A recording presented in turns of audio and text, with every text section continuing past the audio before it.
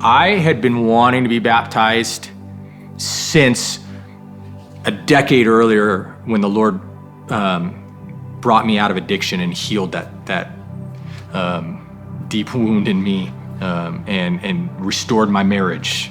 And at that point, it was like, I want to rebaptize myself because my faith is entirely different as a grown man than it was as a 12-year-old. Now, it was genuine as a 12-year-old, but I now know what I'm proclaiming.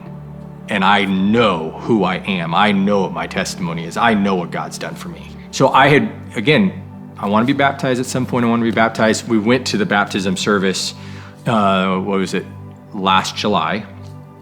I wasn't yet serving on the worship team, newly claiming CCE as my church. But went to that service, never intending to be baptized. And in such an emotional way, the Lord was like, pull me up to go be baptized. And I looked at my wife and my kids. I said, I think the Lord is saying, go be baptized. My wife's like, really? And I'm like, yeah, this is it. And I just wept. I just cried that day. It was so overwhelming what God was doing in me. And I can't contain it. I just want to declare it to the Lord. Look at what you've done in my life. And if it ministers to the body, then wonderful.